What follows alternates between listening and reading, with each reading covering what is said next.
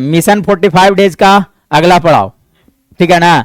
तो refraction of light, पिछले class में हम लोग बात किया था रिफ्लेक्शन ऑफ लाइट के बारे में, आज बात हो रहा है रिफ्रैक्शन ऑफ लाइट। तो रिफ्रैक्शन ऑफ लाइट क्या होता है? जब लाइट एक मीडियम से दूसरे मीडियम में जाता है, जब लाइट एक मीडियम से दूसरे मीडियम में इंटर करता है तो वो बेंड कर जाता है। ऐसे तो हम लोग जानते हैं property of light that it always travels in a straight line, लेकिन नहीं, हमेशा स्ट्रेट लाइन में ट्रेवल नहीं करता है। जब लाइट एक मीडियम से दूसरे मीडियम में जाता है तो वो क्या कर जाता है? मुड़ जाता है। और इसी फिनोमेनन को हम लोग क्या बोलते हैं? रिफ्रैक्शन ऑफ लाइट बोल दिया जाता है। समझा ना? इसका प्रॉपर्टी है, लाइट का प्रॉपर्टी है कि it always travels in straight line, लेकिन जब मीडियम चेंज होता है तो वो स्ट्रेट चल नहीं पाता है, ठीक है ना। इसी को हम लोग क्या बोलते हैं? बोलिएगा रिफ्रैक्शन ऑफ लाइट, ठीक है ना। क्या बोला जाता है? बोलिएगा रिफ्रैक्शन ऑफ लाइट, ठीक है ना। जैसे देखिएगा, अगर बात किया जाए, जैसे देखो सपोज कर लिया जाए कि आप सपोज कर लो कि कुछ ऐसा है, ये है, ये सपोज कर लो कि वाटर है, this is water and this is your air, ठीक है ना। वाटर और एयर है, ठीक है।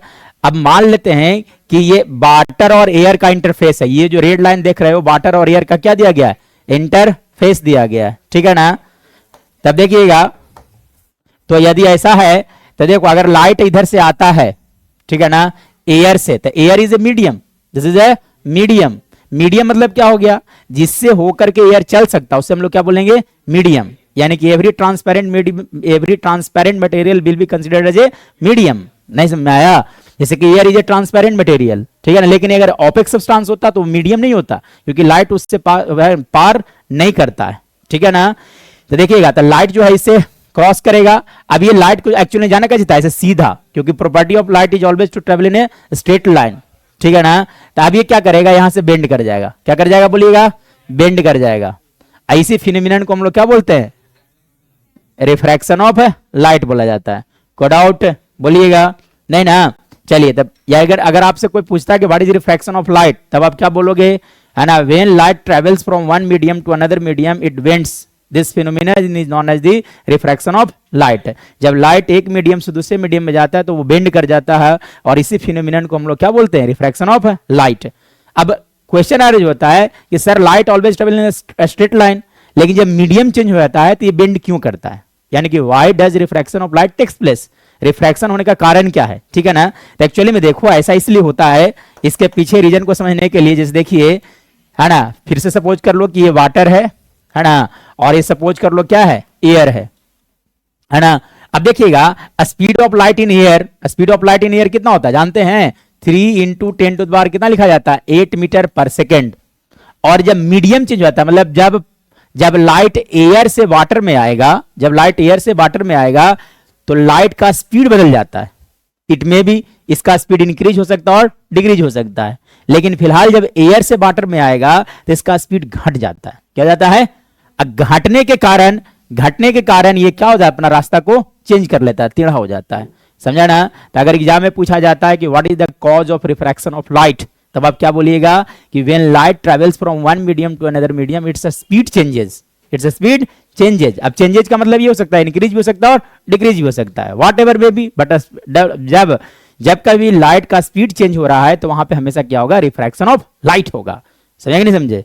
आज जब चेंज नहीं हो रहा था तो हम लोग देख रहे थे कि क्या हो रहा था? रिफ्लेक्शन ऑफ लाइट हो रहा था। क्या हो रहा था? रिफ्रैक्शन ऑफ लाइट हो रहा था। समझ ना।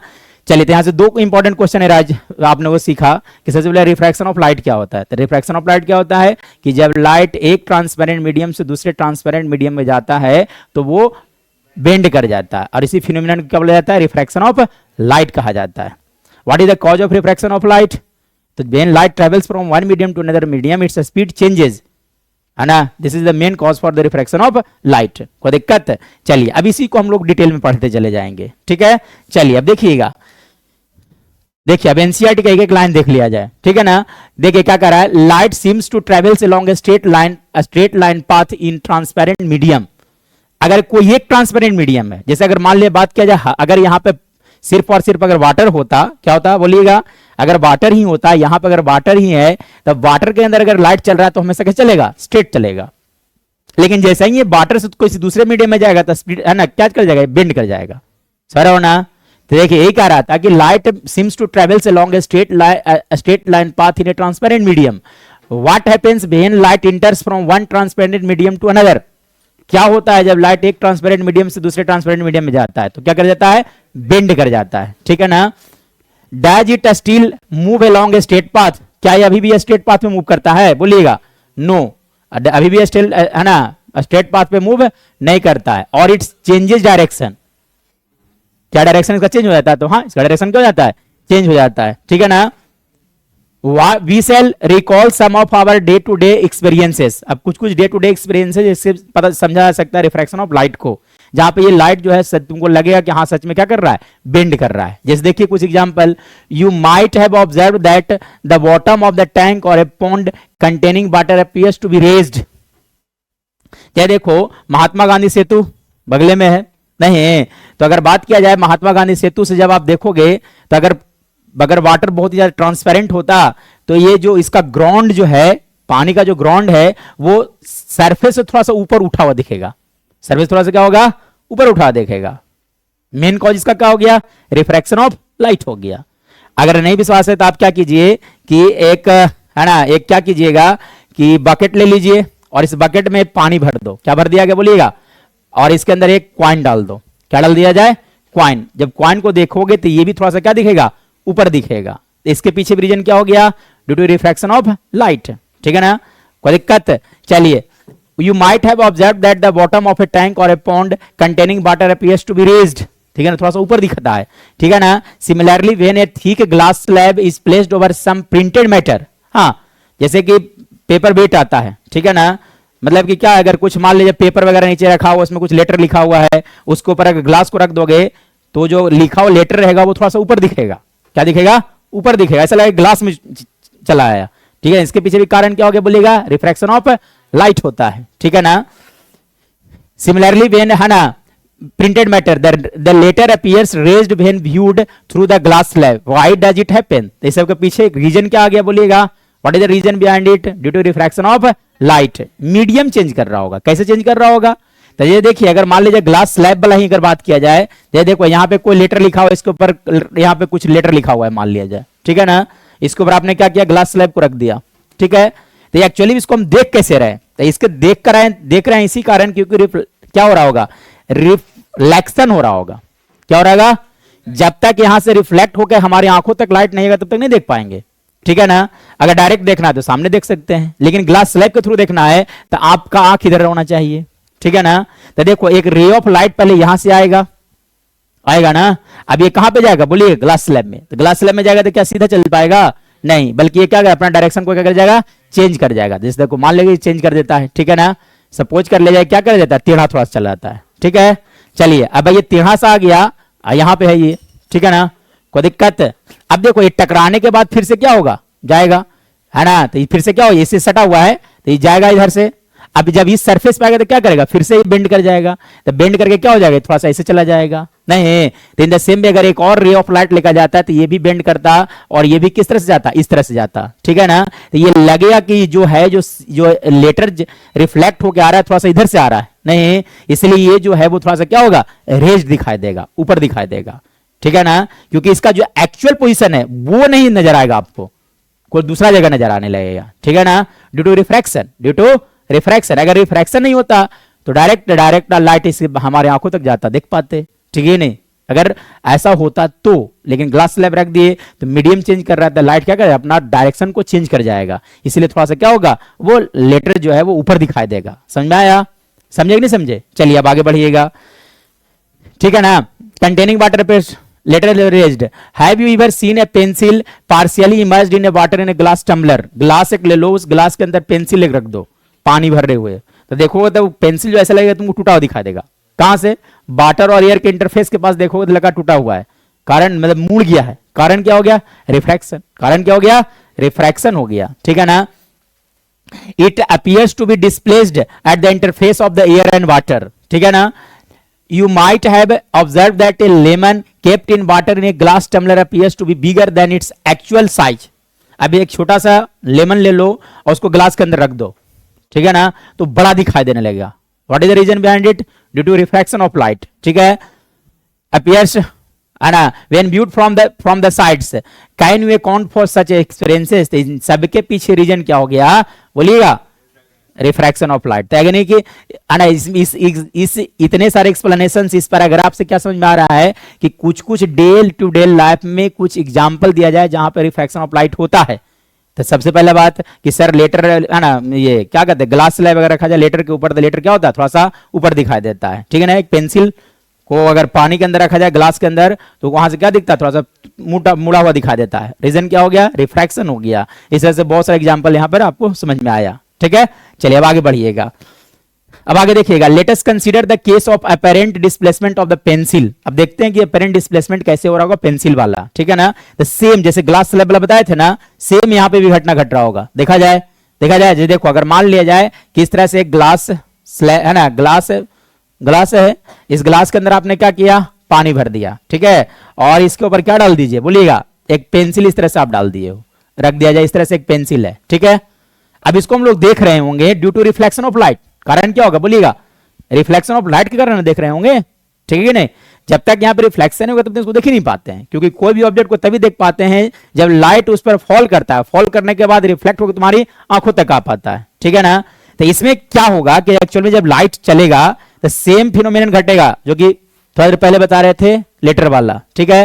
ये देखिए लाइट यहां से अगर मान लिया जाए कि इसके ऊपर आता है, इस तरह से आएगा, तो यहां पे क्या कर जाएगा, बेंड कर जाएगा, क्या हो जाएगा, बेंड कर जाएगा। तो बेंड करके मान लेते हैं थोड़ा सा ऐसे आया, ठीक है ना। अब ये जो रिफ्लेक्ट होकर फिर से यहां पे आएगा, तो फिर से क्या करेगा बोलिएगा, बेंड कर जाएगा, समझ रहे हो ना। तो इस तरह से दो रे ऑफ लाइट लगेगा तो थोड़ा सा क्या हो जाएगा, ऐसा लगेगा कि क्या हो जाएगा, ये ऊपर थोड़ा सा दिखाई देने लगेगा। कोई दिक्कत समझे कि नहीं समझे, तो यही मेन कारण होता है, ठीक है। चलिए let us consider the case of the apparent displacement of the pencil partially immersed in the water. The light reaching you from the portion of the pencil inside the water seems to come from a different direction, not from the direction in which the pencil is kept, but it appears to be, the light appears to be coming from the different direction. क्यों, due to diffraction of light, ठीक है ना। Compared to the part of the above water, this makes the pencil appear to displaced at the interface, है ना। Pencil के अंदर वाला जो पानी के अंदर में पार्ट था, उससे लाइट ऐसा लग रहा है कोई अलग डायरेक्शन से आ रहा है, और जो हवा में उससे लग रहा है कुछ और डायरेक्शन से आ रहा है। तो दोनों का डायरेक्शन क्या हो जाएगा, अलग अलग हो जाएगा। इसीलिए वहां पे क्या तुमको लगेगा, इंटरफेस पे टूटा हुआ लगेगा, ठीक है ना। चलिए, this makes the pencil appears to be displaced at the interface. For similar reason the letter appears to be raised when seen through a glass slab placed over it, ठीक है ना। Does a pencil appear to be displaced to the same extent if instead of water we use liquid like the kerosene, turpentine etc? अगर मान लीजिए सब use करेंगे तो क्या जो डिस्प्लेसमेंट हो रहा है वो सेम होगा कि डिफरेंट हो जाएगा, सब में डिफरेंट होगा, सब में अमाउंट ऑफ जो डिस्प्लेसमेंट हो रहा है क्या होगा, अलग अलग होगा, है ना। इसके पीछे रीजन क्या है, क्योंकि सब हर एक जितने भी ट्रांसपेरेंट मीडियम होता है उस सब में लाइट का स्पीड अलग अलग होता है। नहीं, ग्लास में कुछ और स्पीड होता है, वाटर में कुछ और स्पीड होता है लाइट का, नहीं। इन द सेम वे अगर पेट्रोल है, डीजल है, इन सब में लाइट का स्पीड क्या होता है, अलग अलग होता है। अल्कोहल है, सब में अलग अलग होता है। इसलिए सारे इन केसेस में तुमको डिस्प्लेसमेंट जो होगा वो अलग अलग होगा, समझ ना, कोई दिक्कत। चलिए अब आगे बढ़िएगा। Will the letters appear to be raised the same height if we replace a glass slab with a transparent plastic slab? अगर वहां प्लास्टिक स्लैब रखोगे तो फिर से वही रीजन हो गया, नहीं, ठीक है ना। You will find that the extent of the effect is different for different pair of media, अलग अलग होगा सब में, ठीक है ना। These observation indicate that the light does not travels in the same direction in all the media. सब में जो होता है वो क्या होता है, सेम डायरेक्शन में ट्रेवल नहीं करता है, प्लस सब में amount of deflection, amount of जो मुड़ता है वो क्या होता है, अलग अलग होता है, सर ना। Amount of bending is different in different media, नहीं। चलिए, it appears that when a traveling obliquely from one medium to another, the direction of propagation of light in the second medium changes. जब एक medium से दूसरे medium में light जाता है उसका क्या होता है, डायरेक्शन क्या हो जाता है, चेंज कर जाता है। भाई what is the reason behind it, refraction के कारण, ठीक है ना। This phenomenon is known as the refraction of light, और इसी को हम लोग क्या बोलते हैं बोलिएगा, रिफ्रैक्शन ऑफ लाइट। पूछता है कि what is refraction of light, तो अभी बताया कि जब लाइट एक मीडियम से दूसरे मीडियम में जाता है तो वो बेंड कर जाता है, और इसी फिनोमिनन को हम क्या बोलते हैं, रिफ्रैक्शन ऑफ लाइट कहा जाता है। Let us understand this phenomenon further by doing few activity. अब कुछ एक्टिविटी है उससे भी समझा सकता है रिफ्रैक्शन ऑफ लाइट को, ठीक है ना। तो चलिए देखिएगा, सबसे पहला देखिए एक्टिविटी 9.7, एक्टिविटी 9.7, ठीक है। तो देखिए क्या कर रहा है, place A coin at the bottom of a bucket filled with water, है ना। जो एक्सपेरिमेंट हम लोग थोड़ा दिन पहले किए थे, ठीक है ना। तो एक क्या ले लीजिए, बकेट ले लीजिए, उसके अंदर कॉइन रख दीजिए, ठीक है। चलिए, with your eye to a side above water try to pick up the coin in one go. अब एक बार में तुम कोशिश करो कि पानी से क्वाइन को निकाल लें। इट में भी बाय लक निकल भी सकता है, लेकिन बहुत कम चांस है कि तुम एक बार में निकाल लोगे क्वाइन को। क्यों? क्योंकि वो उसका पोजीशन कहीं और होगा, ठीक है ना, कोई दिक्कत। चलिए, did you succeed in picking the coin, तो सक्सीड हो भी सकते हैं और ना भी हो सकते हैं, ठीक है ना, कोई दिक्कत। तो मैक्सिमम चांसेस है कि सक्सीड ना होने का चांस है, नहीं है। जैसे कि एक एक्सपेरिमेंट किया गया था, उसमें हम लोग तो आपको क्या बोल रहे थे कि एक क्वाइन रख दिए थे, उसके ऊपर बोल रहे थे दूसरा क्वाइन ड्रॉप करने के लिए क्वाइन के ऊपर ही जाना चाहिए, तो नहीं जा रहा था, क्योंकि उसका पोजीशन क्या होगा, अलग था, सेकेंड है। चलिए और आगे देखिएगा, repeat the activity, why did you succeed, why did you succeed in doing this one go, did not you, success क्यों नहीं हुआ, तो सक्सेस नहीं हुआ क्यों, बिकॉज ऑफ द रिफ्रैक्शन, ठीक है ना। Ask your friend to do this, compare your experience with theirs. चलो ये सब हो गया। एक्टिविटी 9.8, एक और एक्टिविटी दिया है, कौन सा 9.8, देखिए क्या कर रहा है, place a large solo wall on a table and put A coin in it. क्या बोल रहा है कि एक बॉल लो, क्या लेना है, बॉल मतलब क्या हो गया, कटोरा एक ले लीजिए। अब कटोरा का जो पार्ट होना चाहिए कैसे, ऊपर की उठा होना चाहिए, ठीक है, कोई दिक्कत। और उसके अंदर क्या रख दीजिए, बोलिएगा क्वाइन, ठीक है ना। Move away slowly from the ball, move away from slowly from the ball, और तुम अपने आप को क्या करो, बॉल से थोड़ा सा दूर चले जाओ, ठीक है ना। Stop when the coin just disappear from your site, डाल करके थोड़ा सा दूर हट जाना है, और तब तक पीछे की ओर हटते जाना है जब तक कि तुमको क्वाइन देखना बंद नहीं हो जाता है, ठीक है। चलिए, ask a friend to pour water gently into the bowl without disturbing the coin. अब क्वाइन को बिना डिस्टर्ब किए तुमको करना है कि पानी उसके अंदर डाल देना है, अपने दोस्त से बोलिए डालने के लिए, ठीक है। अब देखो, जब हम थोड़ा दूर हटे थे, जैसे क्वाइन यहां पे रखा हुआ था, क्वाइन यहां पे रखा हुआ था, हमने क्या किया, यहां से देख रहे थे, दिख रहा था, हमने क्या किया, थोड़ा सा दूर मूवमेंट कर लिया, तब तक आगे की ओर बढ़ा जब तक कि वो क्वाइन दिखना बंद नहीं हो गया। उसके बाद हमने क्या बोला अपने दोस्त को, इसके अंदर पानी डालो, क्या डालो, पानी, ठीक है ना। अब देखो क्या होगा, है ना, keep looking for the coin from your position, does the coin becomes visual again from your position. अब तुम जब दूर चले गए, जब जहां से तुमको क्वाइन नहीं दिखा रहा था, अब पानी जब डाल दिया जाएगा तो क्या वो क्वाइन विजिबल होने लगेगा, हाँ या ना, हाँ, क्योंकि उसका पोजीशन क्या होगा, थोड़ा सा ऊपर आ जाएगा पानी डालने के कारण, ठीक है ना, कोई दिक्कत, इसलिए दिखने लगेगा, ठीक है। कीपिंग लुकिंग, है ना, keep looking for the coin, does the coin becomes visible again from your position, how could this happen, due to reflection of light, due to refraction of light, ठीक है ना, कोई दिक्कत। चलिए अब आगे बढ़िएगा, the coin becomes visible again on pouring water into the bowl, the coin appear slightly raised above the actual position due to the refraction of light. Coin जो होगा वो क्या होगा, अपने पोजीशन स्लाइटली क्या होगा, एबव होगा, due to refraction of light, कोई दिक्कत। चलिए और आगे बढ़िएगा, अब एक्टिविटी 9.9 देख लो, ठीक है ना। क्या बोल रहा है, draw a thick straight line in ink. क्या बोल रहा है कि एक draw a thick straight line in ink, ink के अंदर क्या बना दीजिएगा, बोलिएगा स्ट्रेट लाइन, ठीक है ना। Cover A sheet of white paper placed on a table. अब क्या करना है, बोलिएगा व्हाइट सीट पेपर से क्या करना है, उसको कवर कर देना है।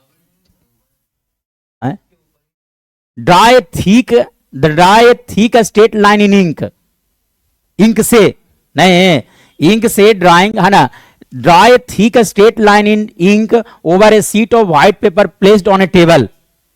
क्या करना है आपको बताइएगा, एक लाइन बना लेना है, ठीक है ना, पेपर पर, है ना, व्हाइट पेपर पे, ठीक है। Place a glass slab over the line in such a way that one of its edges makes an angle with the line. और इस तरह से एक ग्लास स्लैब उसके ऊपर रख दो, इस तरह से रखो कि क्या बना दे, कुछ एंगल बना दे। जैसे देखो इस तरह से रख देना है आपको, ये देखिए जैसे आपने क्या किया कि एक लाइन बना लिया, इस तरह से एक लाइन बना दिए, ठीक है ना, कोई दिक्कत, लाइन बना दिए। अब इस यहां पर एक ग्लास स्लैब के रखो, इस तरह से रखो, कुछ एंगल बनाए लाइन के साथ, अभी कुछ एंगल बना रहा है ना, कोई दिक्कत, ग्लास स्लैब कुछ एंगल बना रहा है, समझ रहा हो ना। चलिए आगे बढ़िएगा, place a glass slab over the line in such a way that one of its edge makes an angle with the line, ठीक है ना। Look at the portion of the line under the slab from the sides. अब तुम क्या करो कि किसी एक साइड से स्लैब को देखो। किसको देखना है तुमको? स्लैब को देखना है। Look at the portion of the line under the slab from the sides. नहीं, इस लाइन को देखना है किसी एक साइड से, जैसे एंगल बना था उधर से, ठीक है कि नहीं? चलिए, व्हाट डू यू ऑब्जर्व, तो तुम क्या ऑब्जर्व करोगे? क्या ऑब्जर्व करोगे? लाइन क्या हो जाएगा? टेढ़ा हो जाएगा। नहीं, सीधा लाइन कैसे हो जाएगा? टेढ़ा हो जाएगा, ठीक है ना? Dash the line undergo glass slab appears to be bent at the edges, अपना एज पे क्या कर जाएगा? वो बेंड कर जाएगा। हाँ, यस, ठीक है, नहीं कोई दिक्कत। Next place the glass slab in such that it's normal to the line. अब इस तरह से रखो कि नॉर्मल हो जाए। नॉर्मल क्या हो गया? परपेंडिकुलरली लिख देना है। कैसे लिख देना है? परपेंडिकुलरली लिख देना है। What do you observe now, dash the part of the line undergo slab appears bent, तो जब परपेंडिकुलरली लिखोगे तो बेंड नहीं करेगा। कारण क्या है? समझाते हैं। Look at the line from the top of the glass slab dash the part of the line beneath the slab appears to be raised, तो क्या वो रेज्ड दिखेगा? हाँ, दिखेगा। दिखेगा कहूं भी रख दोगे तो क्या होगा? वो ऊपर दिखेगा। जैसे लेटर रोलर बता रहे हैं ना, इधर क्या होगा? वो ऊपर दिखेगा, है ना? Appears to be raised, why does this happen? Due to refraction of light, ठीक है ना? अब देखिए, ये जो बोला गया कि जब नॉर्मल होता है, जैसे देखिएगा, अगर मान ले जाए कि अभी हम लोग क्या पढ़े कि ये मान लीजिए कि एयर है और ये वाटर है, ठीक है? और जब हवा से लाइट वाटर में आता है तो क्या कर जाता है? बेंड कर जाता है। क्या होता है बोलिएगा? बेंड कर जाता है। नहीं, इसी ने बेंड कर जाता है, ठीक है, नहीं कोई दिक्कत। ये जब हवा से पानी में आएगा तब। लेकिन यही चीज अगर परपेंडिकुलरली होता, कैसा आता? परपेंडिकुलरली आता, ठीक है नहीं? ये एयर है और ये कैसा हो गया बोलिएगा? वाटर है। अब ये परपेंडिकुलरली अगर आ रहा है रे ऑफ लाइट, तो जानते हो यहां पे बेंड नहीं करेगा। नहीं, जब लाइट परपेंडिकुलरली फॉल करता है किसी सरफेस पे तो बेंड नहीं करता है। समझ रहे हो ना? कोई दिक्कत? चलिए अब आगे बढ़िएगा। हाँ, तो नॉर्मली रखोगे तो बेंड नहीं कर दिखेगा, लेकिन जब कुछ एंगल पर रखोगे क्या होगा? बेंड करके दिखाई देगा, ठीक है? चलिए अब आगे बढ़िएगा। Refraction of light through a glass slab, refraction of light through a glass slab, इसका डायग्राम वगैरह सब अच्छे से देख लेना है। एग्जाम में हो सकता है डायग्राम भी पूछा जा सकता है। Refraction of light through glass slab important है सर, होना इसका एक एक डायग्राम को अच्छे से समझना है, एक्टिविटी को ध्यान से देखते चले जाना है, ठीक है? चलिए देखिएगा। To understand the phenomenon of refraction of light through a glass slab, let us do an activity. एक एक्टिविटी किया जाए। तो देखिए एक्टिविटी 19.10, ठीक है ना? तो 19.10 में क्या कह रहा है? Fix a sheet of white paper on A drawing board using drawing pins. Sir है ना? क्या लिया गया? एक ड्राइंग शीट लिया गया और हमने ड्राइंग बोर्ड के ऊपर क्या किया? फिट सीट है ना, सेट कर दिया पिन से। कोई दिक्कत? अब आगे बढ़िएगा। Place a rectangular slab over the sheet in the middle. अब क्या करना है? कुछ इस तरह से देखिएगा, आपने क्या किया कि इस तरह से एक ड्राइंग शीट लिया, ठीक है ना? और इस ड्राइंग शीट के ऊपर क्या आपने रख दिया बोलिएगा? बोलो ना, एक ग्लास स्लैब रख दिया। तो ब्लैक कलर का हो गया ग्लास स्लैब। कोई दिक्कत? चले अब आगे बढ़िएगा, है ना? Place a rectangular glass slab over the sheet in the middle, draw the outline of the slab with A pencil. अब इसके आउटलाइन को बना देना है। क्या बना देना है सर? आउटलाइन कैसे बनाएंगे? स्लैब को रख दिए, चारों तरफ से पेंसिल को क्या कर देंगे? घुमा देंगे, आउटलाइन उसका बन गया, है ना? चलिए, draw the outline of the slab with A pencil, let us name the outline ABCD। अब इसका नाम दिया जाए ABC और क्या रख दिया जाए? D रख दिया जाए। कोई दिक्कत? ठीक है ना? Take 4 identical pin. अब 4 आइडेंटिकल पिन लेना, देखिए प्यार से देखते चलिएगा आप लोग, ठीक है ना? कितना पिन ले लीजिए? 4 आइडेंटिकल पिन ले लीजिए। आता है ना नोटिस बोर्ड चिपकाने वाला, वो वाला पिन ले लेना है, ठीक है? Fix 2 pins E and F vertically such that the line joining the pins is inclined to AB। अब देखो, अब तुमको क्या करना है यहां से कि एक इस तरह से लाइन ड्रॉ कर लो पेंसिल से ही, ठीक है ना? या तो फिर इस तरह से पिन को रखो कि स्ट्रेट लाइन में रहे। कैसे रहना चाहिए?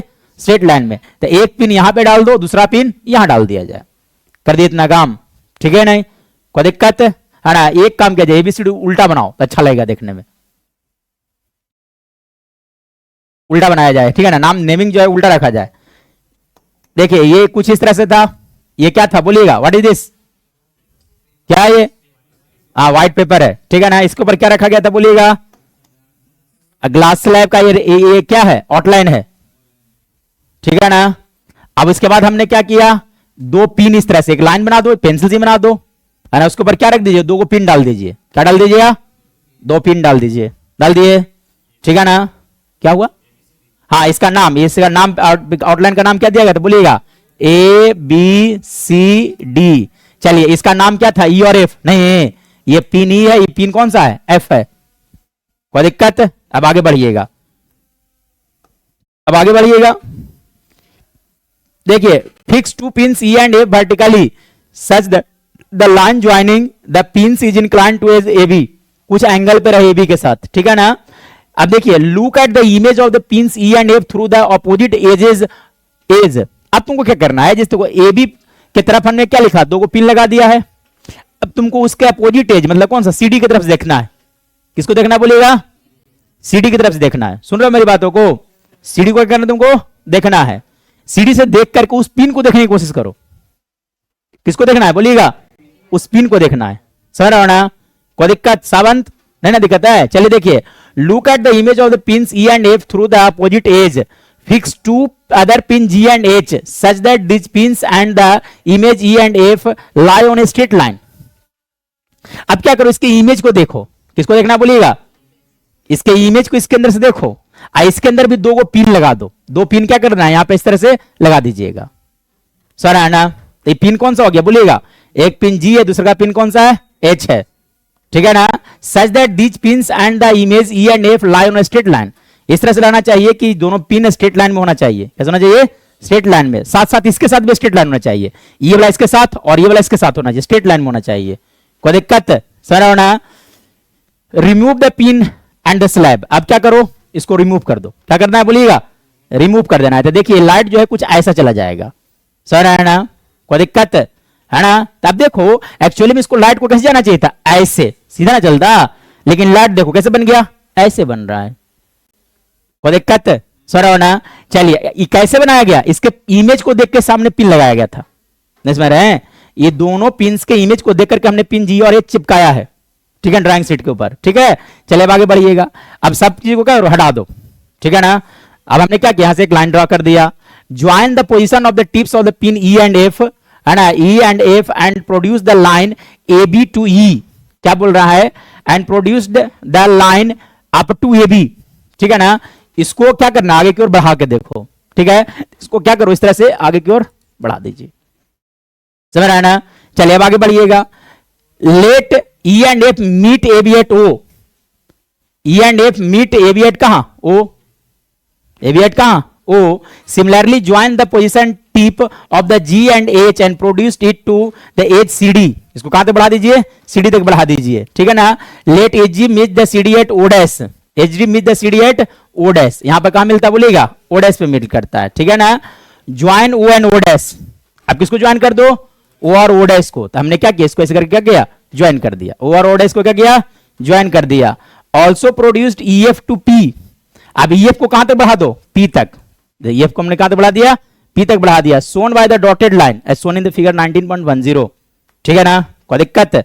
हमने क्या किया, इसको आगे की ओर बढ़ाया, एक लाइन सेगमेंट बना दिया, यहां पर हमने क्या किया, ओ नाम दे दिया, ठीक है ना।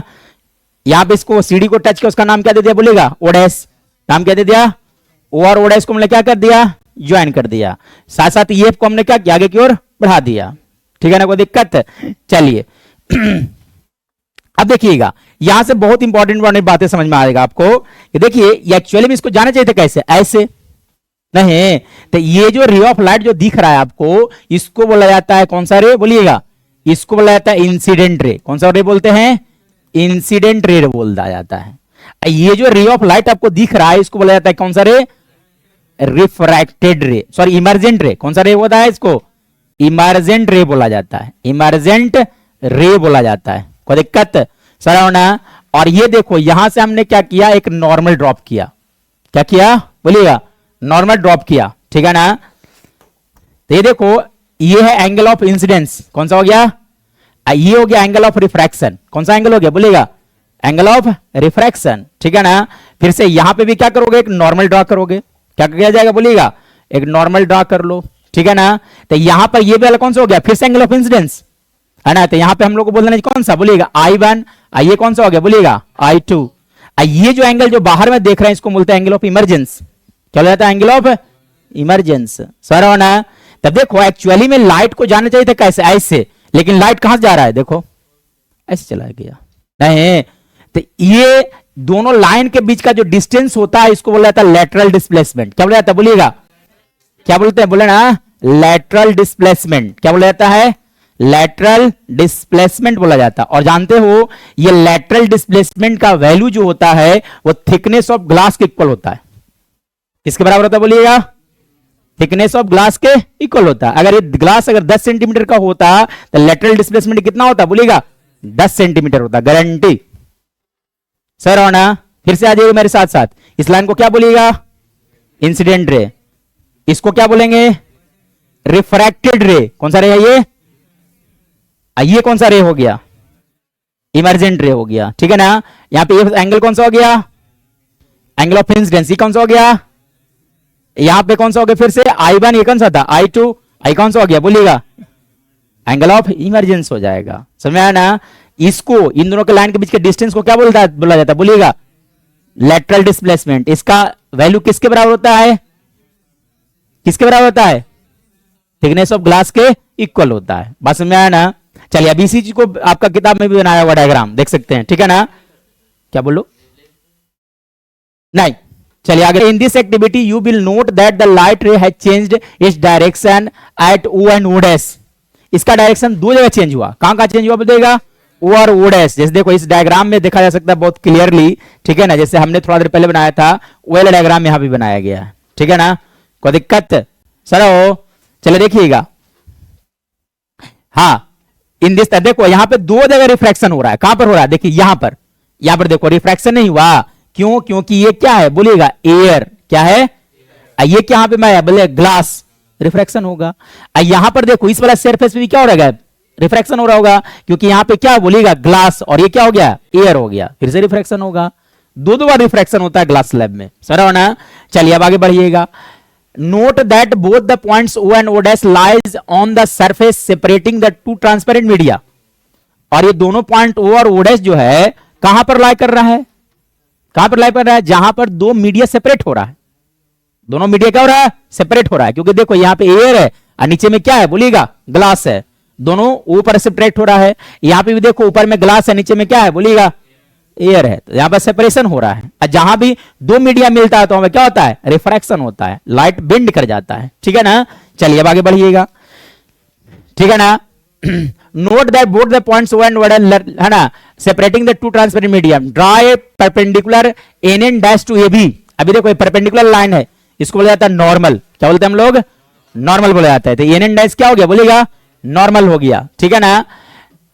NN dash to AB at O and another perpendicular MM dash to CD at O dash। देख सकते हैं एक परपेंडिकुलर ये है, दूसरा परपेंडिकुलर कौन सा है, ये NN डैश है। कोई दिक्कत, नॉर्मल बोला जाता है। क्या बोलेंगे हम इसको, नॉर्मल हो जाता है। चलिए, the light ray at point O has entered from a rarer medium to denser medium. देखो एयर जो होता है एक रेयर मीडियम होता है। कौन सा मीडियम होता है बोलिएगा, रेयर मीडियम। तब सबसे पहले तो रेयर मीडियम क्या होता है सर, रेयर मीडियम होता है, ठीक है ना। ये ग्लास जो देख रहे हैं इसको हम लोग क्या बोलेंगे, डेंसर मीडियम। तो रेयर मीडियम किसको कहा जाता है, डेंसर मीडियम किसको कहा जाता है। रेयर मीडियम मतलब क्या होता है कि वैसा मीडियम जिसमें लाइट का स्पीड ज्यादा होता है उसको हम लोग क्या बोलते हैं, रेयर मीडियम। याद रहेगा, नहीं, medium in which speed of light is more, उसको हम लोग क्या बोलेंगे, रेयर मीडियम। जिसमें लाइट का स्पीड कम होता है उस मीडियम को क्या बोला जाता है, डेंसर मीडियम। यानी कि एयर में स्पीड ज्यादा था इसलिए हम लोग क्या बोलेंगे इसको, रेयर मीडियम। इसमें स्पीड कम गया इसलिए क्या बोलेंगे, डेंसर मीडियम। को डाउट। चलिए अब आगे बढ़िएगा। The light ray at point O has entered from rare medium to denser medium. यहां पे रेयर मीडियम तो कैसा आ रहा है, डेंसर मीडियम, और O डैश पे कैसा हो रहा है, डेंसर से रेयर में जा रहा है। कोई दिक्कत, चलिए अब आगे बढ़िएगा, है ना। Has entered from rare medium that is from air to glass. Note that the light ray has bent towards the normal. अब सुनो, यहां से एक बहुत इंपॉर्टेंट कंसेप्ट समझ में आता है कि जब लाइट रे रेयर मीडियम से डेंसर मीडियम में जाता है, क्या बोले, जब लाइट रे रेयर मीडियम से कहां जाता है, तब लाइट जो है वो टुवर्ड्स नॉर्मल जाता है। क्या होता है बोलिएगा? टुवर्ड्स नॉर्मल बेंड करता है, समझे ना? देख सकते हैं यहां पे ये रेयर मीडियम है। कौन सा मीडियम है? इसमें स्पीड घट जाता है, इसलिए नॉर्मल के तरफ झुकाव होगा इसका। सर होना कोई दिक्कत? तो when light travels from rare medium to denser medium it bends towards normal. इसका उल्टा, जब लाइट डेंसर से रेयर में जाता है तो अवे फ्रॉम द नॉर्मल। जैसे देख सकते हो यहां पे अवे फ्रॉम द नॉर्मल, ठीक है ना? कोई दिक्कत? सर होना याद रहेगा, रेयर से डेंसर में क्या होता है? रेयर से लाइट डेंसर में जाएगा तो क्या होगा? Bends towards normal. उल्टा है ना, डेंसर से रेयर में तो क्या होगा? Away from the normal, bends away from the normal, ठीक है ना? चलिए अब आगे बढ़िएगा, है ना? The light ray has entered from the glass to the air, that is from a denser medium to the rarer medium. The light here has bent away from the normal, bent away from the normal. कहां पर away from the normal होगा? कहां होगा? ऊपर की ओडेस पर, ओडेस पर away from the normal, ठीक है ना? The light here has bent from the away from the normal. Compare the angle of incident with the angle of refraction at both the interfering surface A B and C D. अब दोनों पे जो angle of refraction है वो compare करो, तो ज्यादा कहां पे तुम पाओगे? ओ पर ज्यादा एंगल ऑफ रिफ्रैक्शन पाओगे कि ओडेस पे पाओगे? रिफ्रैक्शन समझ रहे हो ना? एंगल कौन सा? ये वाला एंगल होता है, ठीक है ना? और ये वाला होता है, ठीक है सर? ना तो ज्यादा कौन सा होगा? ये वाला होगा कि ये वाला होगा? बोलिएगा। ओडेस वाला ज्यादा होगा, R2 ज्यादा होगा। कोई दिक्कत? समझ रहा ना? चलिए क्यों हो गया अब ज्यादा? बोलिएगा। क्योंकि यहां पे अवे फ्रॉम द नॉर्मल जा रहा है, ठीक है ना? कोई दिक्कत? चलिए आगे बढ़िएगा। Compare the angle of incidence with the angle of refraction at both the refracting surface AB and CD in figure 9.10।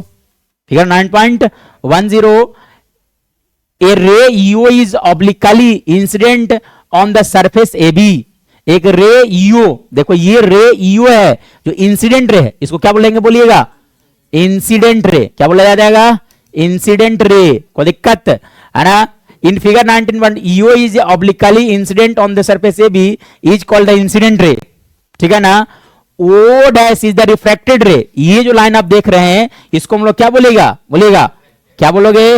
Refracted रे बोला जाता है, समझ में आया ना? चलिए O dash is the refracted रे, O dash H is the emergent रे। ये जो लाइन जो देख रहे हैं इसको हम लोग क्या बोलेंगे? बोलिएगा इमर्जेंट रे। क्या बोला जाता है? बोलिएगा इमर्जेंट रे बोला जाता है, ठीक है ना? Is the emergent ray. You may observe that the emergent ray is parallel to the incident ray. Point to be noted, यहां पर इमर्जेंट रे, कौन सा रे? इमर्जेंट रे और इंसिडेंट रे दोनों एक दूसरे का क्या होता है? पैरेलल होता है। दोनों एक दूसरे का क्या होता है? ऐसा इसलिए क्योंकि देखो इन दोनों के बीच का डिस्टेंस क्या सेम है हर जगह पे। कोई दिक्कत? चलिए अब आगे बढ़िएगा। You may observe that the emergent ray is parallel to the direction of the incident ray. Why does this happen so? अब ऐसा क्यों हो गया? बता सकता है कोई कि ऐसा क्यों हो गया कि ये इमर्जेंट रे और इंसिडेंट रे पैरेलल क्यों है? इमर्जेंट रे और ये दोनों पैरेलल क्यों है?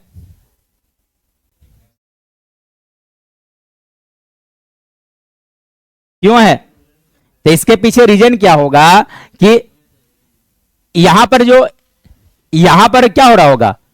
यहां पर जो स्पीड, लाइट का जो स्पीड होगा हवा में, सेम स्पीड यहां भी होगा?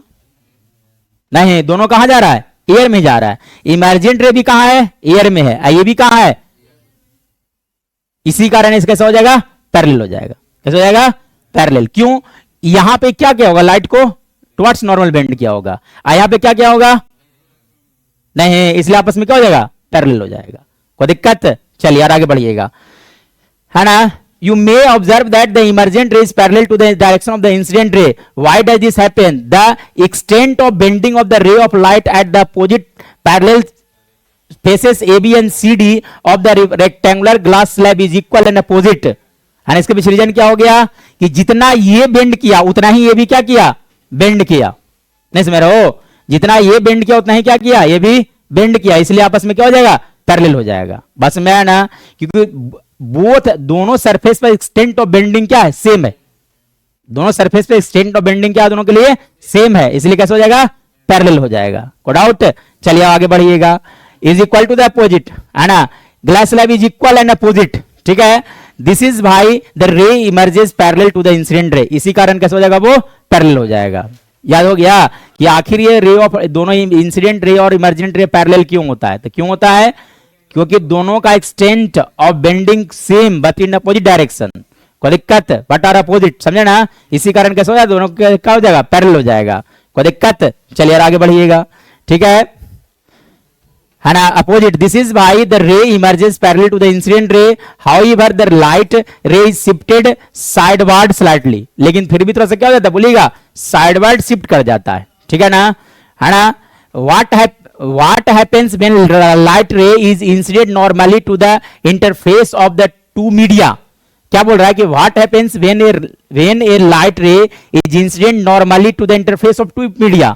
जब यहां पे रे ऑफ लाइट नॉर्मली आता तो क्या होता, बोलिएगा, क्या होता, बोलिए ना? जब ऐसे करके नॉर्मली आता तो यहां पे क्या होता, बेंडिंग नहीं होता, बेंडिंग नहीं होता है, ठीक है ना? चलिए अब आगे बढ़िएगा, है ना? What happens when the light is incident normally to the interface of the two media? Try and find it out. अब इसको कैसे फाइंड आउट करोगे? ये चीज को कैसे फाइंड आउट करोगे, बोलिएगा? ये देखिए, अभी हम लोगों ने कैसा दिया था कि कुछ ऑब्लिकली रे ऑफ लाइट को रखा था, पिंस को रखा था, नहीं, अब तुम क्या करोगे, पिंस को कैसे रख दोगे, बोलो, कैसे रख देंगे, परपेंडिकुलरली। कैसे रख दिया जाएगा, परपेंडिकुलर। उसके बाद इसको देख करके इधर इमेज बनाओ तो कैसा मिलेगा, फिर से कोई बेंडिंग नहीं आएगा इसमें, ठीक है ना? कोई दिक्कत? चलिए अब आगे बढ़िएगा, है ना? Now you are familiar with the refraction of light. अब तुमको समझ में आ गया कि what is refraction of light, सही है ना? Refraction is due to the change in speed of light as it enter from one transparent medium to another. बहुत बार आपको बोला कि what is the cause of refraction of light, क्योंकि जब लाइट एक मीडियम से दूसरे मीडियम में जाता है तो उसका स्पीड चेंज कर जाता है। What is the cause of refraction of light? When light enters from one transparent medium to another transparent medium, its speed changes. Change मतलब बढ़ भी सकता है और घट भी सकता है, ठीक है ना?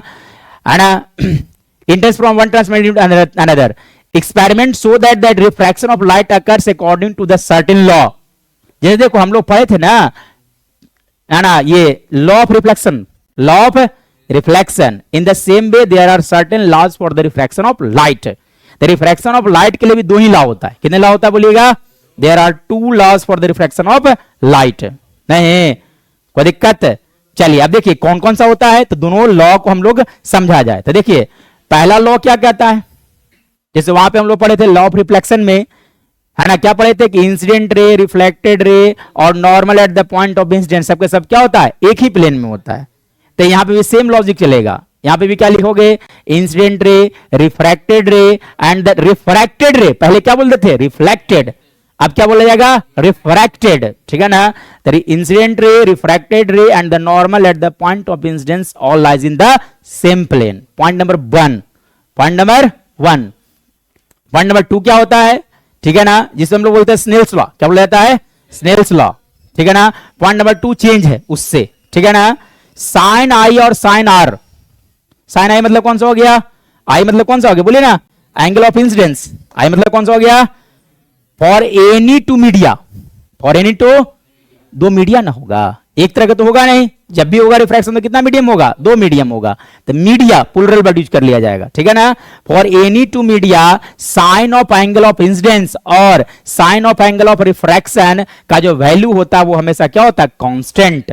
कैसे बोला जाता है, कांस्टेंट पाया जाता है। साइन ऑफ, साइन समझते हो ना, साइन पी/एच, sine I upon sine R का जो वैल्यू होता है वो हमेशा क्या होता है, बोलिएगा, कांस्टेंट। और जानते हो बहुत खुशी की बात, इस कांस्टेंट वैल्यू को हम लोग बोलते हैं रिफ्रैक्टिव इंडेक्स। क्या बोला जाता है? और ये जो नियम, जो पॉइंट नंबर 2 जो हमने आपको बताया, इसी को बोला जाता है स्नेल्स लॉ। क्या बोलते हैं हम लोग, स्नेल्स लॉ। तो स्नेल्स लॉ क्या होता है कि for any two transparent media, है ना, ratio of sine of angle of incidence to the sine of angle of refraction is constant and this constant value is known as the refractive index, is known as the refractive। अब refractive index किसका होगा, पहला कि दूसरा का? Light जहां से आ रहा था उसके लिए, इसके लिए होगा कि इसके लिए होगा? नहीं, तो इसका डिस्कशन करेंगे थोड़ा देर के अंदर, ठीक है ना? किसके लिए होगा, आखिर इसके लिए लिखा जाए किसके लिए लिखा जाए, दोनों का तो हो सकता है रिफ्रैक्टिव इंडेक्स, तो किसके लिए होगा, ठीक है ना? डोंट वरी, डिस्कशन होगा, ठीक है ना? कोई दिक्कत? चलिए अब पहले पॉइंट को देख लीजिएगा। देखो, the following are the laws of refraction of light, ये याद करके जाना है। है ना, क्योंकि एग्जाम में पूछा जा सकता है what are the laws of refraction of light, पता चले कि लिख देना रिफ्लेक्शन वाला, नहीं रिफ्रैक्शन के लिए अलग होता है, ठीक है ना। तो पॉइंट नंबर 1 दोनों के लिए सेम है। क्या बोल रहा है देखिए, the incident ray, the refracted ray and the normal to the interface of the two transparent media at the point of incidence all lies in the same plane. कोई दिक्कत सर ना, पॉइंट नंबर 1 सेम जो पहले पढ़े थे हम लोग, ठीक है।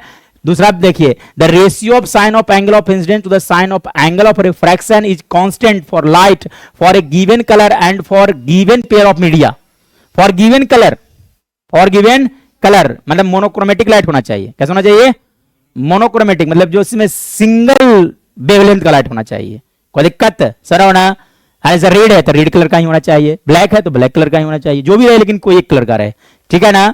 चलिए अब आगे बढ़िएगा, है ना। तो क्या करा, the ratio of sine of angle of incidence to the sine of angle of refraction is constant for the light for a given colour and for given pair of media. For given pair of media, ये नहीं कि अलग अलग बार बार media change कर रहे हैं, sign of angle और sine of incidence का जब रेशियो ले जा रहा है डिफरेंट आ रहा है, उसमें डिफरेंट आता जाएगा। समझ रहे हो ना। चलिए, is constant, this lies also known is the Snell's law of refraction. इसे हम लोग क्या बोलते हैं, बोलिएगा स्नेल्स लॉ ऑफ रिफ्रैक्शन।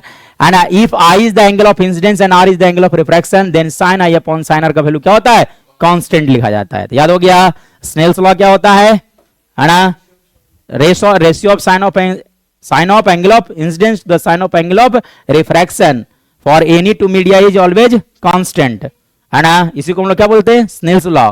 यानी कि sine I upon sine R का वैल्यू क्या होगा, कांस्टेंट होगा, but for any two media only. कोई दिक्कत, this constant value is called the refractive index of the second medium.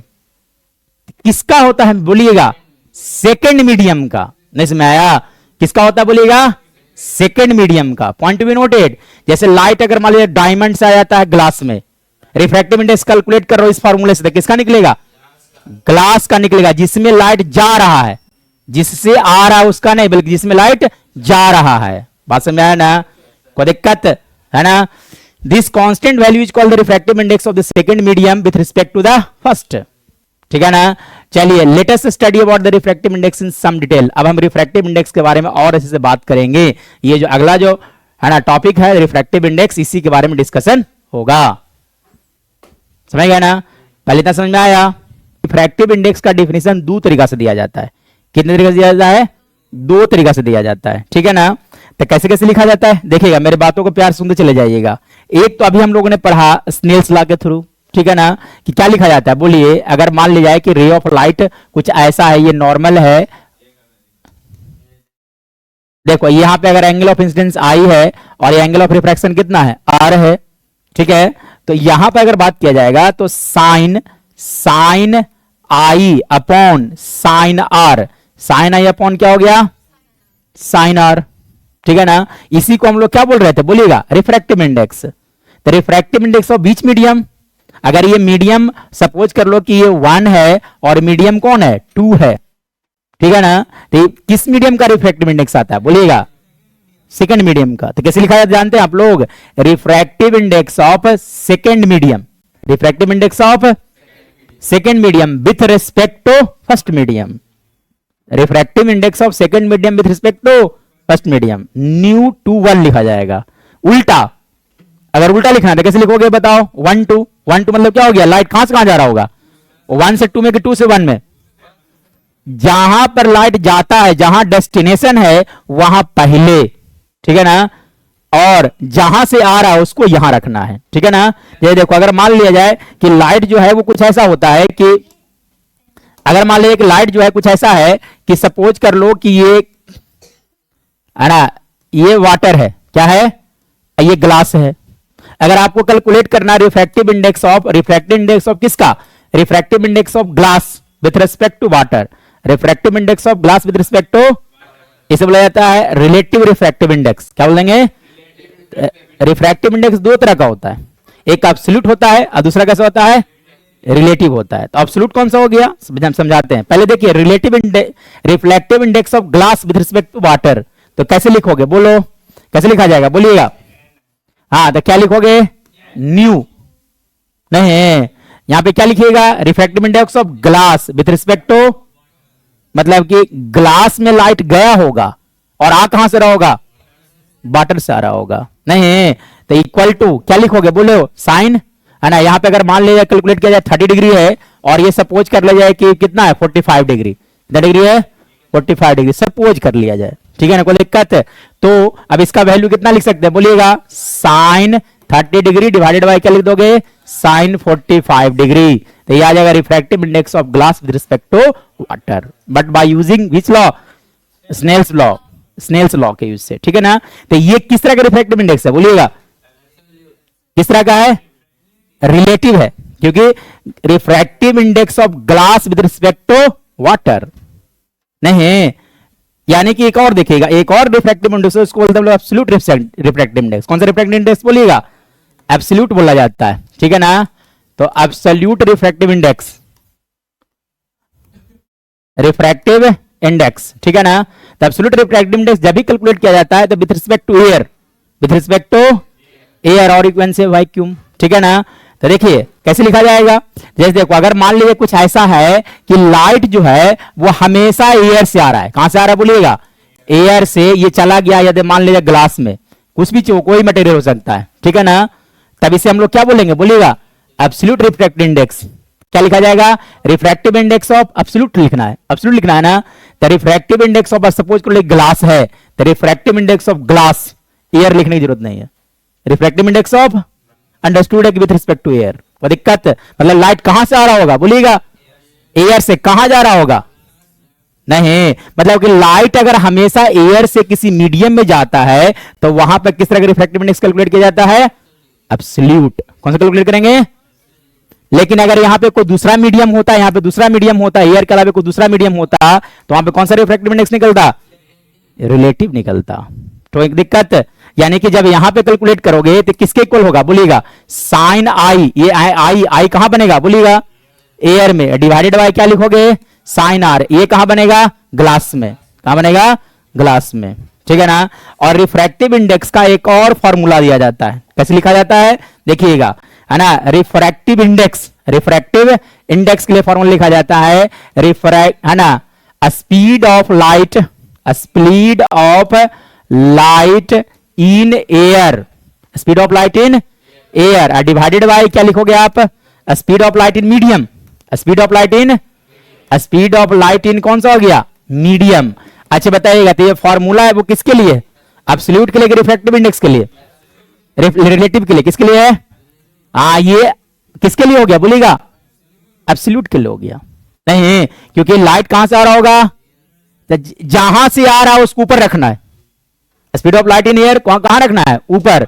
Speed of medium को कहां रखना है, जैसे ग्लास में गया, हवा से ग्लास में गया तो नीचे रहेगा वो, सही नहीं समझा। ऐसे भी दे सकते हो, एयर से आया कहां गया, मीडियम में गया नहीं, लेकिन विथ रिस्पेक्ट टू एयर इसलिए क्या बोला जाए, इसको एब्सोल्यूट बोलेंगे, कोई दिक्कत। लेकिन अगर सेम अगर फॉर्मूला लिखना रहता, अगर मान लो कि लाइट ऐसा होता, कि लाइट ऐसा होता, कि ऐसा होता कि देखिएगा ये और ये, ठीक है ना। सपोज कर लो कि ये वाटर है, क्या है, वाटर है, और ये सपोज कर लो कि क्या है ना, डायमंड है, क्या चीज है बोलिएगा, डायमंड है। अब इसके टर्म में, स्पीड के टर्म में लिखना चाहोगे तो क्या लिखाएगा बोलिएगा, रिफ्रैक्टिव इंडेक्स ऑफ किसका लिखाएगा बोलिएगा, refractive index of diamond with respect to water, refractive index of diamond with respect to water, मतलब यहां पे क्या लिखेगा बोलिए, स्पीड ऑफ लाइट इन कहां, स्पीड ऑफ लाइट इन जहां से आया, जहां से लाइट आया, डिवाइडेड बाय कहां लिखेगा बोलिएगा, स्पीड ऑफ लाइट इन क्या लिखोगे, डायमंड, ठीक है ना। ये बात समझ में आना चाहिए कि डिवाइडेड बाय नीचे में कौन रहेगा, जहां पर लाइट जा रहा है, सर आना। सपोज कर लो कि मेहमान है, डायमंड में आ गया तो नीचे रखो इसको, है ना, मेजबान रहेगा ऊपर जहां से आ रहा है, ठीक है ना, कोई दिक्कत, समझेगा ना, कोई डाउट, ठीक है। चलिए, तो ये कौन सा रिफ्रैक्टिव इंडेक्स है बोलिएगा, रिलेटिव, ये कौन सा है, रिलेटिव, ये कौन सा है, एब्सोल्यूट है, ठीक है ना, कोई दिक्कत, आगे बढ़ा जा सकता है। अब इसी का डिस्कशन पूरा बुक में क्या होगा, ठीक है ना। एक बात और देख लो, सुनो, बहुत प्यार सुनना, कि यहां से एक बात और समझने वाली बात है कि देखिएगा कि अगर मान लिया जाए कि दो तरह का मीडियम है, दो तरह का मटेरियल्स का रिफ्रैक्टिव इंडेक्स दिया गया है, ठीक है ना। एक मटेरियल का रिफ्रैक्टिव इंडेक्स दिया गया 1.2 और एक मटेरियल का रिफ्रैक्टिव इंडेक्स दिया गया 1.3, कौन सा दिया गया है 1.3। और आपसे अगर पूछा जाता है कि बताओ इसमें लाइट का स्पीड ज्यादा किस में होगा, 1.2 वाला में कि 1.3 वाला में। तो रिफ्रैक्टिव इंडेक्स जिसका कम रहेगा, सॉरी रिफ्रैक्टिव इंडेक्स जिसका जितना कम है ना, जिसका रिफ्रैक्टिव इंडेक्स जितना कम वो उतना रेयरर, उतना क्या होगा रेयरर, मतलब इसमें लाइट का स्पीड क्या होगा ज्यादा होगा, मोर होगा, समझ ना, क्योंकि कैसा मीडियम होगा बोलिएगा रेयरर होगा। कैसा होगा रेयरर मीडियम होगा। याद हो गया कि जब रिफ्रैक्टिव इंडेक्स कम होगा तो उसको क्या बोलते हैं रेयरर मीडियम, मतलब उसमें लाइट का स्पीड ज्यादा होगा। सर हो ना। ये देखो ये कौन सा मीडियम हो गया बोलिएगा, लेस जब होगा तो उसको हम लोग क्या बोलेंगे डेंसर मीडियम। डेंसर मीडियम का मालूम मतलब ही होता है क्या चीज, उसमें लाइट का स्पीड कम होगा। ये देखिए अगर बात किया जाए आपसे, अगर आपसे बात किया जाए, देखो इस टेबल में अगर बात करोगे, एक टेबल दिया गया एनसीईआरटी में, ठीक है, देखो इस टेबल में बात किया जाए तो देखो इस टेबल में एक बात तो तुमको कंफर्म पता चल रहा होगा कि दो चीज आपसे पूछते हैं, बताइएगा, है ना। ये देखिए केरोसिन, केरोसिन का रिफ्रैक्टिव इंडेक्स कितना दिया गया है 1.44, ठीक है ना। ये देखो डेंस फ्लिंट ग्लास का रिफ्रैक्टिव इंडेक्स कितना दिया गया 1.65। अगर आपसे पूछा जाता है कि बताओ कि लाइट का स्पीड ज्यादा किसमें होगा, लाइट का स्पीड ज्यादा किसमें होगा, किसमें होगा ज्यादा, केरोसिन में ज्यादा होगा। डेंसर मीडियम कौन है, डेंसर मीडियम कौन हो गया, ये वाला हो गया। ये वाला कैसा हो गया, क्यों, क्योंकि इसका रिफ्रैक्टिव इंडेक्स ज्यादा है। याद हो गया रिफ्रैक्टिव इंडेक्स ज्यादा, रिफ्रैक्टिव इंडेक्स, रिफ्रैक्टिव इंडेक्स का वैल्यू अगर ज्यादा है तो उसको हम लोग क्या बोलेंगे डेंसर मीडियम, मतलब उसमें लाइट का स्पीड कम होगा, लाइट का स्पीड कम होगा। और यदि रिफ्रैक्टिव इंडेक्स कम है तो वो कैसा होगा रेयरर मीडियम, मतलब उसमें लाइट का स्पीड क्या होगा, क्या होगा ज्यादा होगा। कोई दिक्कत। अभी देखिए अगर बात किया जाए आपसे यहां पर इस टेबल में देख करके बताओ कि सबसे ज्यादा रेयरर मीडियम कौन सा है, सबसे ज्यादा रेयरर मीडियम कौन सा है, देखो कौन सा है, एयर हो गया। Air is one of the most rarer medium, मतलब कि लाइट का स्पीड सबसे ज्यादा क्या चीज में होगा इसमें से, एयर में। डेंसर कौन सा इसमें से देखिएगा तो डेंसर कौन सा हो गया, डायमंड हो गया, मतलब सबसे कम स्पीड में किस में चलेगा लाइट, डायमंड में जाएगा। बात क्लियर है। तो दो तीन तरह की बात क्लियर हो गया यहां से, ठीक है ना। चलिए एक बार रीडिंग डाल दिया जाए, ठीक है। चलिए अब आ जाइएगा, अब देखिएगा रिफ्रैक्टिव इंडेक्स, है ना। You have already studied that A ray of light that travels obliquely from one transparent medium to another transparent medium will change its direction in the second medium। Second medium में light का direction क्या हो जाता है, change कर जाता है, क्योंकि विंड बेंड कर जाता है, ठीक है ना, है ना। The extent of change, the extent of the change in the direction that takes place in a given pair of media may be expressed in the term of refractive index. अब देखिए रिफ्रैक्टिव इंडेक्स का definition क्या होगा, जैसे देखिए जब light एक medium से दूसरे मीडियम में जाता है तो लाइट बेंड कर जाता है, तो क्या सब सेम एक्सटेंट से बेंड करता है, जितना एक्सटेंट से वाटर बेंड किया उतना एक्सटेंट से क्या डायमंड बेंड करेगा, सबका अलग अलग होगा। तो पता चलेगा by the help of refractive index, by the help of refractive index, समझा ना। तो रिफ्रैक्टिव इंडेक्स ऐसा फिजिकल क्वांटिटी है जो यह बताता है आपको कि अमाउंट ऑफ बेंडिंग ज्यादा किस में होगा, नहीं या तो कम किस में होगा, ठीक है ना। कोई दिक्कत। चलिए अब आगे बढ़िएगा, है ना। The constant appearing on the right hand side of the equation 9.4, 9.4 में देख रहे हैं स्नेल्स लॉ वही वाला, ठीक है ना। चलिए अब आगे बढ़िएगा, देखिएगा the refractive index can be linked to an important physical quantity, the relative speed of propagation of light in different media.